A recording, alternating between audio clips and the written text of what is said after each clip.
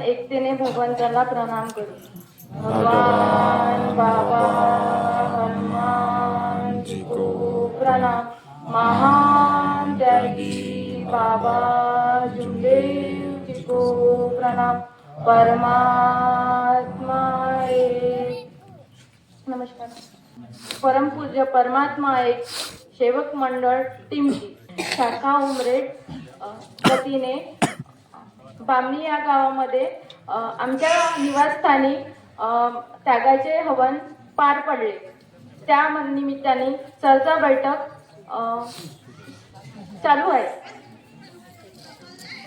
या चर्चा बैठकीमध्ये भगवान बाबा हनुमानजी उपस्थित आहेत, यांना माझा प्रणाम।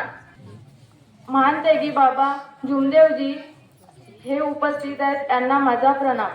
आपली वाराणसी आई यांना माझा नमस्कार। सर्व सेवक सेविका यांना माझा नमस्कार। आमचे जेव्हा ताग्याचे कार्य चालू झाले तेव्हा माझ्या हस्बंडला खूप ताप आला होता आणि त्याच दिवशी माझी पिरियड आली होती। तारीख होती तर दुसरी, पण काय संकट आलं होतं तर माहित नाही, आधीच येऊन गेलं होतं आणि मला एकटं जमत नव्हतं आणि माझ्या हस्बंडची एवढी तब्येत खराब होती की म्हणजे त्यांना मला औषध म्हणजे काही उपचार पण करू शकत नव्हती। पण मी माझ्या मोबाईलवर पाहून सगळं त्यांना देत होती, पण त्यांना म्हणजे बरं पण वाटत नव्हतं। नंतर 5 दिवसानंतर ताप कमी झाला, नंतर मी अंदर आली तर त्यांचं दाढ सुजली। तेव्हा पण काही उपचार करता नाही आलं होतं। मी म्हटलं होतं की काहीतरी प्रॉब्लेम झाला असेल, आपल्या हातातून गलती झाली असेल, तर हे म्हणत होते की नाही झाली माझ्या हातातून गलती।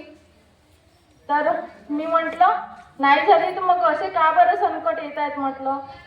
तर त्यांनी म्हटलं आता देव आपली परीक्षा घेत आहेत। मी काकाजीला फोन केला असं असं प्रॉब्लेम आहे म्हणून, तर त्यांनी म्हटलं की काही होत नाही, तीर्थ बनवून घ्या आणि देऊन द्या।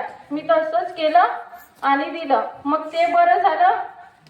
त्यांचं ऍसिडिटीचा प्रॉब्लेम एवढा आहे की रोज आम्ही योग मागतो त्यांच्यासाठी की यांचा ऍसिडिटीचा प्रॉब्लेम पूर्णपणे दूर झालं पाहिजे।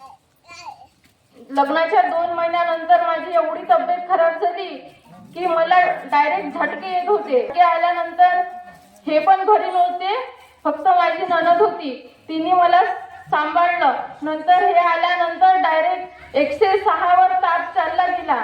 डॉक्टर म्हणत होते की हिला ऍडमिट करावं लागते आयसीयू मध्ये, पण मी म्हटलं मी जाणार नाही म्हटलं आयसीयू मध्ये।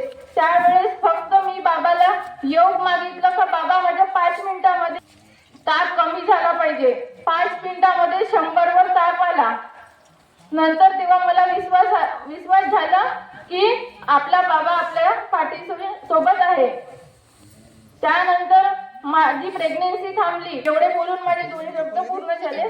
नमस्कार।